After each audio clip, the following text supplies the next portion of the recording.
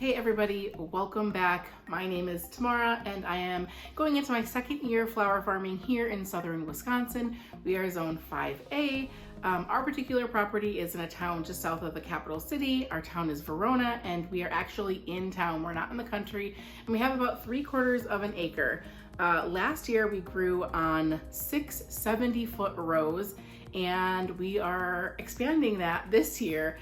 We have probably about 20 rows that are going to be 70 foot and then a couple more rows, maybe 7 more rows that are going to be 30 to 50 feet. And then in addition to that, there's another 6 beds that are 70 foot that are 70 feet long that we are going to flip. We're going to plant the row once, it's going to come up in spring, and then we're going to rip it out and we're going to plant something else. We have just enough time in our season to do that, but it's going to be kind of tight. So I'm playing around with some of the start times. I'm going to play around with caterpillar tunnels and see if I can get things in several weeks before our last frost so that we can extend our season. We'll see how that goes, but I really do want to try to extend the season on both ends, both in the spring and in the fall, so that we can sell more flowers for a little bit longer and hopefully offer stuff when people are kind of shutting down. We'll still have a few things to offer. So that is the plan for this year, but as I've learned last year, especially with flower farming, especially with working with Mother Nature, not everything always goes to plan. What we are going to talk about today in this video are seeds, and I'm so excited. It is one of my favorite things, probably mostly because of the time of the year. I love getting online, going to my favorite seed companies and really browsing their entire catalog and writing all the things down on a wish list. Then of course, reality sets in and I have to refer back to our budget and cut a lot of things, but I have a ton of flowers that I'm trying out this year. Let's get into it. I know this video is going to be super long, but I love watching these videos and I hope that if this is something that interests you, that this is informational and inspiring and you enjoy it. So this big box is full of all of my annual seeds. There's another big box behind me. This has all of my anemone and ranunculus corms. I think together there's probably 600 or 700. I am gonna do a video on those with the dahlias and the mums that I am getting in a separate video. So stay tuned for that. I will give you the varieties and what my plans are for those later on in another video. This one is just gonna focus on annual seeds.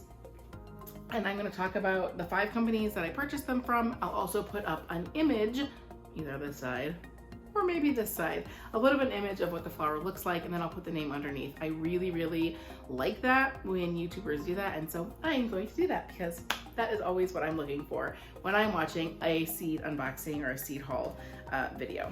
I'm going to share with you these seeds based on how they're going to be planted in the garden. I have a big piece of paper downstairs, grid paper, that has exactly where everything is going, when it's going to be seeded, when it's going to go out in the field. I'm going to do another video on that too, about how I plan the garden and kind of what that looks like. I am a pen to paper kind of girl and I am very visual, so I like to write that all down. Next year around this time, I'll transfer all that information and the notes into a spreadsheet, and then I will probably do it again, make another grid paper, look at it, come back to it, refer to it throughout the season, and then put all that information on another spreadsheet because I do want to keep this information in a tidy place, and probably like giant, 2 foot by 3 foot grid paper is not the way to store that long term, but for the season it's very helpful. It's right in my face, it's in a spot that I always see, and so I like to do it pen to paper. Anyways, let's get into seeds. Quick talk about where I got my seeds from. So the first place is Johnny Selected Seeds. I'm sure you've heard of them if you are in the garden world, whether vegetables or flowers. They have a really huge selection, really high quality. Germination rate is always really good on almost everything. They are starting to get more organic things, but not everything is organic, but I do like them. They have a good value and you really get a lot of seeds.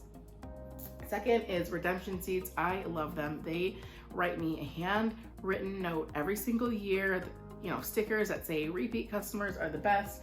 This is their packaging and it's so fun. There's like just stickers all over. Beautiful, everything's wrapped, so beautiful. Oh my gosh, I love ordering from them. If you are somebody who loves snapdragons, Rudbeckia, that is the place you want to check out because they have so many varieties of both of those seeds. They have a lot of varieties of a lot of things, but just the most variety of those two things. I just love looking at what they have. Swallowtail garden seeds, that one's new to me. I haven't purchased from them before, but man, some of their larkspur, delphinium, super good value. I'm talking $3 for 1,000 seeds. I really like them so far, and I do think that all of their seeds are non-GMO, and I think Redemption seeds are non-GMO as well. Florette, I love ordering from her. She is their team, her and her team, they grow organically. I believe all of their seeds are organic, but I'm not 100% sure. They have some really beautiful varieties that I really can't find anywhere else. And then Uprising Seeds, that's also new to me. This is the first year ordering from them. It was a pretty small order, but they had some really unique things that I couldn't find anywhere else. So I was really happy to find them on their site. Those are the 5 places that I order from. Baker Creek, I am going to be ordering most of our vegetable and fruit seeds from, but in terms of flowers, I'm not ordering from them, but they are also, I believe, organic or non-GMO, if that's important to you. It's somewhat important to me right now, but it's not at the top of my list. Right now, I'm just trying to learn how to grow flowers and to test out which varieties I like the most, which do well, which are productive, which ones I can save seeds from, all of that stuff. So anyways, let's get into the seeds. So row 1 is a rocket mix. This is your standard snapdragon. There's, I think, 5 or 6 different colors, and it's really pretty. This flower blooms, I think, all season. So that's kind of what I'm using it for, is just to have something kind of mid-season and late season. So I'm excited about that, and hopefully I will get my snapdragons to grow this year. In rows 2 and rows 3, I'm gonna have my Lisianthus. They are really slow to grow, I guess, and kind of finicky, and germination can be a little bit wonky, but I really want to learn how to grow Lisianthus from seed. I do not want to rely on plugs, and so I am just going to bite the bullet and start learning. I have a ton of different varieties here. I've got the Voyage Blue, Voyage Green, Voyage Yellow. I've got the Voyage Champagne, First Love, which is new, and it's, I guess, a really pretty pale pink, white. I don't know, it looks really pretty. And then the last one in this row is the white. So my hope is to use these if I have any wedding work later in the season, or to put them in our market bouquets. So I'm really hopeful that they grow. That was a Voyage 2 series, and then this is the Arena, and they bloom a little bit later. So sometimes you can have successions come just by choosing different varieties. Arena Gold, and I've got Arena Apricot, and then I also did get the Echo series, which will go, I think, even later than the Arena, but I'm not sure. Echo Pink, Echo Champagne, Echo Champagne again, Echo Lavender, and Echo White. And I believe I have about 2,000 Lisianthus that I'm gonna try to put in the ground this year. Row 4. So I've got this double mixed Clarkia, and can't remember what it looks like, but I remember thinking it was really pretty. This one says that it's double flowers in shades of rose, salmon, crimson, purple, and white. So yeah, that sounds like something I'm into. So that's the double mix Clarkia.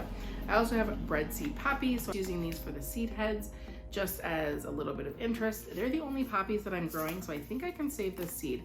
For each head has like a gazillion seeds, so hopefully if this works that I won't have to buy any more poppies for breadseed poppy. Okay, Love in a Mist, Nigella. I have the Albion Green Pod, and I also have Starry Night. I am really excited to use these. The flowers are super pretty, but also when they turn to pods, they make these beautiful colored pods. Some are green, some are kind of chocolatey, and I'm really excited for that. I have Chinese forget-me-not, blue showers. They actually grew for me last year. I was really surprised because I didn't know what I was doing, and I planted them way too late, like after the frost, which is way too late. And then they don't last all season, so when they start to turn, I'm gonna pop in some blue status and some apricot status. I have not fallen in love with status the way people have fallen in love with status, so I'm giving it another go, and I'm trying to fall in love. I'm trying to force myself to fall in love. Other ones don't work out. I am going to plant this. It's the formula mix. I do not like the blue that's in this mix, and I do not like the yellow that's in this mix. So that's not a great one for me. So early cold hardy flowers. Bed number 5, I'm gonna have Bachelor Buttons, the Classic Fantastic, the Classic Magic, and those should do really well. I heard that they're kind of a pain to pick. I started mine way too late, and then I tried to sow them again to have them come up in fall, and again, I sowed them way too late. So I never got to see what they look like, but I'm excited for those. I am gonna try calendula, although I had a lot of problems with aphids on my calendula last year, and I'm not sure if it's because, I don't know why, but I've heard people have issues with those on their calendula. So if they become like a trap flower where they just attract all the aphids and they just live there and it's a host plant and they don't attack any of my other stuff, I'll be fine. Calendula was kind of weird. It grew weird for me. I didn't know how to harvest it, but I'm trying it again. Blah, blah, blah. Zeolites and Bronze Beauty for the calendula. I'm also doing larkspur. I had like 5 larkspur come up last year. Also planted them way too late, and I'm really excited to see them because they are beautiful. I have Splish Splash, which I love. I love the look of that. I cannot wait. It's just so whimsical and the colors are beautiful. I have Earl Grey, which is like a purple. Smoky Eyes, which was really, it was mostly white, and I think there was a little bit of lavender. I think I had like 1 or 2 come up last year. And then I have Summer Skies. Yeah, Summer Skies mix. So a bunch of blues and purples, and I'm really excited for that. I also bought these because they were pretty inexpensive, and they're from Swallowtail Gardens. They're the Giant Imperial Larkspur, and I think there's 500 seeds, and I think it was $3. So if they work out, I'll definitely keep them. But this is, I have the Lilac, Scarlet Spire, and White King. So bed 5 is a bed that I'm gonna try to flip, and Cosmos and Amaranth, and those are both about 60 days to bloom. So I have Bright Lights, Green Tails, Autumn Touch, Hot Biscuit, and Archie's Red Spike. I wanted to grow a variety of amaranth because they got super big last year and they weren't really usable. I tried to cut them down and they didn't come back the way that they should have, but I don't know, I want to give it a go, and I want to get some more of it, and I want to have a variety of colors for that one. Row 6, so another row that we're going to be flipping. So early in the season, we're going to have Blue Plurum, Green and Gold, Honeycrest, which I absolutely love. I'm probably not going to succession plant that, but I do have some other crests just like floating around from last year, and if I feel like I need more crests, I'll just like put it in the borders or something around the property because I really love the crests. Annual's Baby's Breath, just to see what it does. It came up last year, but again, it was really late in the season. I was trying to get a fall harvest and my timing is just off. And then in that row, there's so many different varieties in this row because these are all kind of one and done. So you pick them and then they don't really grow back. And they can also be planted really close together, 6-inch spacing. So I can get about 1,000 plants in a 70-foot bed. So Stock is another one of those. And I have a Buttercream and Apricot and the Malmaison Pink and Vintage Brown. And then I'm also gonna try some Clary Sage because it's also another one of those that looks super pretty, and this is just the Clary mix. Crazy how many seed packets I have, but not all of them have like hundreds of seeds. Some of them only have 25 or 50 seeds, so I'm not that crazy. Maybe I am. So So after the buplurum and all of that is cut and done, we're gonna flip this bed into more cosmos. So I have Cosmos Xanthos. I think it's a really pretty yellow. And then I am trying apricota this year. I've got 30 seeds of those, but they do look really pretty online. Cosmos Afternoon White. I grew these last year. They are classic and simple, but they're so pretty. And when I put them into bouquets, they just looked so good. So I love it, I love it, I love it. I have the Double Click Snow Puff Cosmos, and then I have Apple of Peru. I've never grown that, but it looks like it's gonna be an amazing filler and I cannot wait for it. And then Chocolate Lace Flower 07. Okay, so these are gonna have snapdragons, and these are actually a bed that we're gonna flip. So the Madame Butterfly and the Potomac should bloom super early enough for me to rip that bed out and put something else in. So I'm not going to be pinching my snapdragons this year because that delays when they put on their blooms by about 2 weeks, and I want to get these as early as I can. So this is probably one that I'm going to cover just to get it to grow a little bit sooner and a little bit faster. This is the mix. And then I have Potomac Cherry Rose. I have the Potomac Apple Blossom, Potomac Lavender, and then I'm going to try the Dalmatian Peach of the Foxglove. I've heard that this is the only variety that you can sow and get blooms in the same year. Otherwise, the rest of those are biennials, which I tried biennials last year. It was just way too busy and everything died, and I didn't get really anything in the ground. And so I'm hoping that this Foxglove comes up. Then after those are done, I'm hoping to flip into another bed. I'm gonna try the Flowering Tobacco, the Grandiflora, and it is super pretty. I don't know why I've paired these together, but I'm just gonna trust that it makes sense. I'm gonna do marigolds. I have seen so much talk about marigolds. I actually love marigolds. I always have loved marigolds. I love the smell of them, which I know some people hate, but I have always loved them. I have been obsessed with them. It's not a favorite of most people's, but I enjoy them. Cocoa Gold, I am growing, and then Swan or White Swan, Giant Orange, Giant Yellow, and then I'm going to do a Starfire mix, which looks like it's going to be a really good filler, and I think it's going to be really plentiful, and I think it's going to make a great addition to bouquets, especially in the fall. I'm going to try to speed this up just a little bit. Okay, so this is another one. This is another snapdragon that flowers super early. I think this is actually one of the earliest, the Legend series and the Chantilly and Costa. So those should come up fairly early. Again, not pinching them.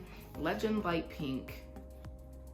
I'm gonna do the Costa mix, and then I have Chantilly, and they're more of an open snapdragon, whereas the Madame Butterflies are a little bit more ruffly and more of a double. These are single and super open, but they're really pretty, and the colors are really pretty. I've got sherbet tone, and then I'm doing yellow and white. I've also heard that the white and yellow can really attract the aphids, but we'll see how they do around these parts. After that bed is done or nearly done, or it's not producing as vigorously, then I'm going to pull that bed and hopefully put in these flowers. I've never heard of, I've never grown Viscaria, but it is so pretty, and it sounds like it's easy to grow, it's fast to grow, and it flowers all season. So I'm really excited to use that. I've seen people using really soft blues in the fall with like a pastel palette, and it is yummy. So maybe some of these will go in there. I'm also doing Globe Amaranth. I did not love it last year, but I'm gonna try it again. Again, another one that was really weird to harvest, and I didn't know when it was ready, and sometimes it wilted, and then I didn't know if I was supposed to cut off these side buds that kept coming, but we're gonna try it again. Sunset mix. I have a little bit left from last year, Raspberry Cream, and then the pastel mix, which I liked kind of. In that row, I'm also gonna do basil. I'm gonna do cinnamon basil again, which didn't do well, but if it does well, I'm gonna really love it. I know it because the colors are really pretty on it. It just was so short. I'm also gonna have to think about putting shade cloth over my basil or watering it really well, because it just got so burnt last year and I couldn't use any of it. Mrs. Burns lemon basil is so good. And then I'm gonna try dark opal and the Aramato again, but They didn't grow well for me last year. It was kind of a waste of space. I was kind of bummed about that. But row 9, this is the last bed that I'm gonna be flipping. And this, oh no, I'm not gonna flip this row at all. Yes, I am. Okay, so the first wave in this row is going to be my anemones and my ranunculus, and then I'm gonna flip into the zinnias. I have Oklahoma ivory, I have Oklahoma salmon, I have Oklahoma scarlet. The Oklahoma series are just small, they're like tufted kind of, and they're really, really full. And I think these colors will go really good with a lot of bouquets. They're kind of a supporting flower. You don't really notice them when they're there, but you do notice them when they're gone, kind of thing. I have the Queen series, so Queen Red Lime, Queen Orange, or Queen Lime Orange. This one is my favorite. I love it, love it, love it so much. And then I have a new one, Queen Lemon Peach. So I'm excited to see what that looks like. Super yellow, but has that antique-y feel like the whole Lime series does. And then I have a little bit of the blush from last year. I'm also doing Zinderella, which has the puffy center. I'm gonna do the white and the lilac for that. And then I have Jim Baggett's Choice Mix, and they are kind of like a cactus. Some of them, I think, are cactus style, and they are super interesting looking, and I think they'll add interest to the bouquets. So I'm excited to get those on the ground. And oh my gosh, we're halfway there. I have so many seeds. Eek! Row 10, Winged Everlasting. I've heard it's a workhorse. I heard it's super cool looking, so I wanted to try that. And really, I just had no place to put it, so I'm just letting it ride with the Rudbeckias. Rudbeckia. I love these flowers. I messed them up so bad last year. I was so stupid, and I tried to move them, and then they didn't do well, but I think they're gonna come back up because some of them are perennial, but I'm gonna be tearing that section out where I put them. So do I move them for a second time? I don't know. I'm gonna do a whole row, which is about 570 plants in a 70-foot, 470 plants in a 70-foot bed. So I probably will not take the time to move the Rudbeckia that I have, but maybe I will. We'll see. Well, I'll have too much to do. Cherry Brandy, I did not like this. I'm giving it another try. It just looks wrinkly and like, it looks like kind of velvet that's been like mishandled. It just is so ugly to me. I just don't like it. But I'm giving it another try because people love it and they say it grows well for them. I just did not like the look of it. Cherokee Sunset, I'm really excited about that. Lots of the browns and, well, the sunset colors, oranges, yellows. And I have Indian Summer, which is just your classic yellow. Some of the blooms can be about 6 inches across. So it's a good filler and they last forever in the vase. And then Sahara, this I'm excited to grow. They just look so pretty online. I think they have more a softer palette, but still kind of in the sunset colors, but just a little bit softer, super pretty. Prairie Sun has the green eye. I'm excited for that. And then Chimney Mix. I can't remember if this has like tubular petals or what, but it's a little bit more unique than the classic Rudbeckia. And then I have the Triloba, which is airy and wiry and lots of small little flowers on a bunch of branching stems. Row 11, Mignonette. I really like the Mignonette. The thing I did wrong was after it was done flowering, I should have cut it down and I would have gotten a second flush. So that's what I'm gonna try to do this year. Same with the Queen Anne's Lace.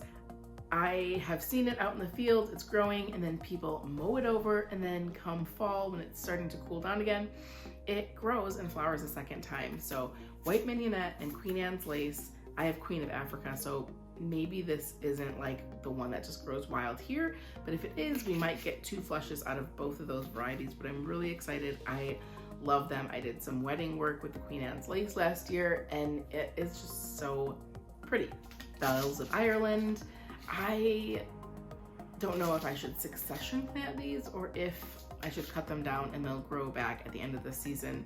They're really pretty. They smell like fresh green apple. I don't know. They're really cool looking. I like them. They are a pain because you have to like cut off all the leaves that kind of sprout at the top. But I've seen people with heads that are like this long, and mine were very short last year. So I think if I net them and give them enough water and plant them a little bit earlier than I did this year.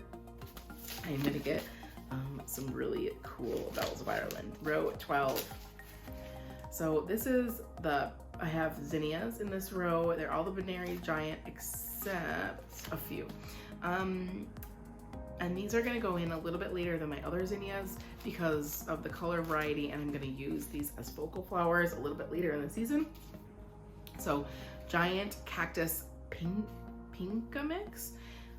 I can't remember exactly what that looks like, but I think I like the colors, and they're a little bit different shape than the regular Varieties giant zinnias.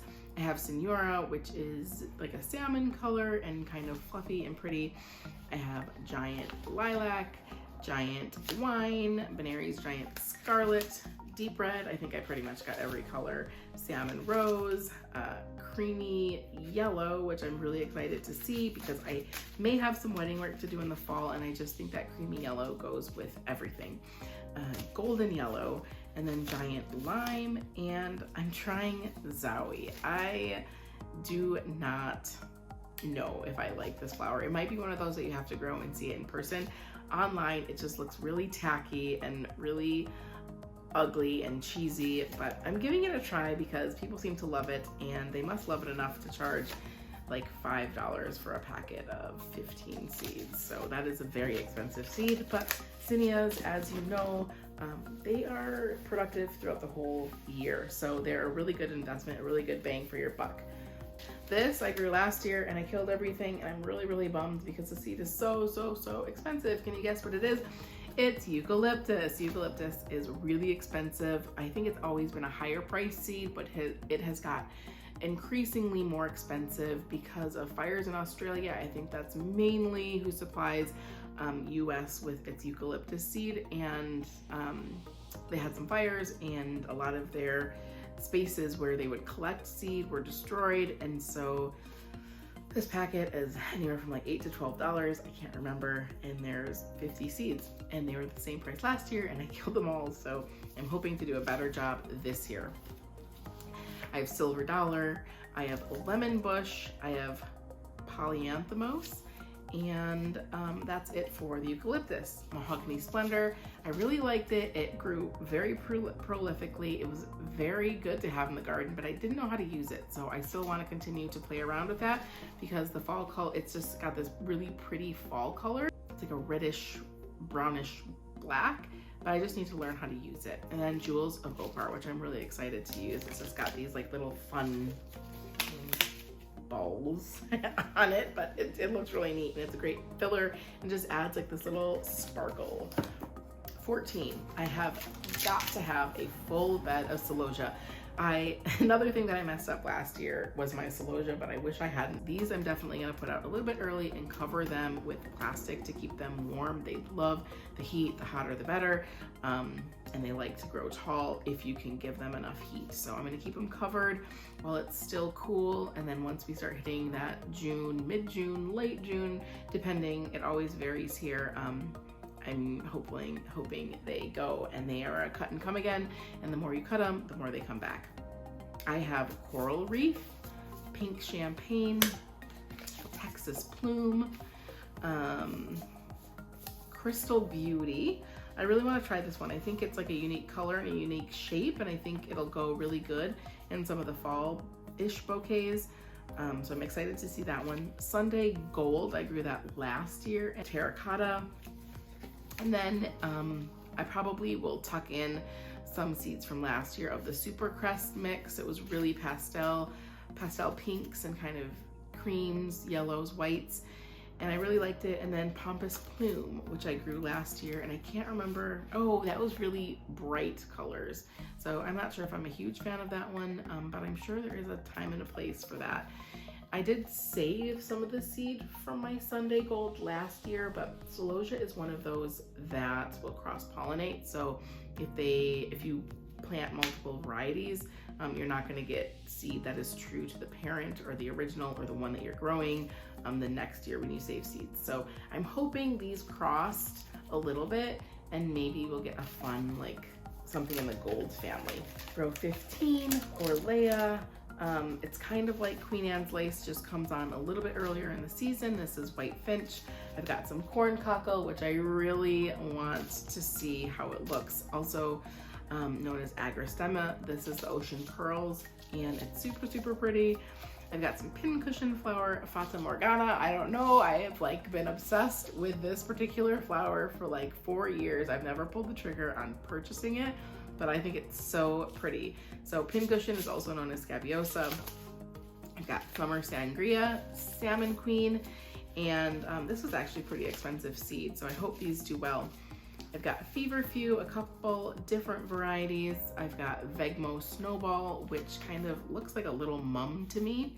And then I've got Tetra White, which I'm excited for that. I'm gonna be planting some snapdragons later in the spring to hopefully get a fall bloom. Opus and Costa do well with cooler temperatures and less light. So as we get towards the end of the season, there'll be less light, and that actually is what's gonna spur these guys to start growing.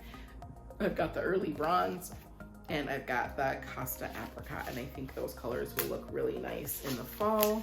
Row 16 is going to be dahlias, and those are gonna be my new dahlias. So the ones that I've ordered and the ones that will be coming in spring. I think I have about 30 or 40 new dahlia varieties coming in the spring. Row 17, we're getting there.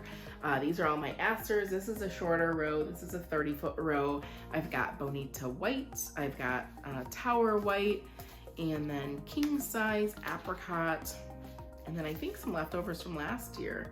Oh, I got Hagen Light Blue, Hazaster Hagen Light Blue, and then Moonstone from last year, and Tower Violet from last year. I think these, they feel like really off colors to have in the fall, the blues and the purples, but we'll see how they mix with everything else.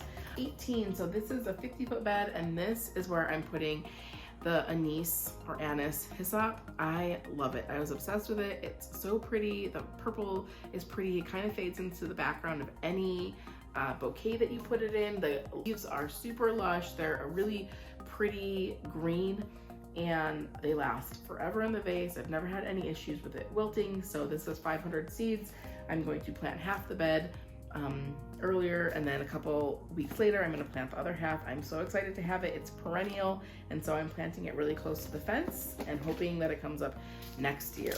Row 19, so this is where I'm putting my delphinium. I did not have any success germinating delphinium, so these might be actually winter sown. I might put them in their trays and then put them outside for a couple weeks and then bring them inside and then see how they do. But these were great deals. I think these are each 500 seeds, and they are from Johnny's. This is the Magic Fountain mix. This is the Belladonna mix. I'm excited for those. And then I'm gonna grow some pampas grass and some veronica, and that is kind of like the white mignonette, but this is a perennial, so hopefully that comes back year after year. This variety is just the white spicata alba, and it's just the white.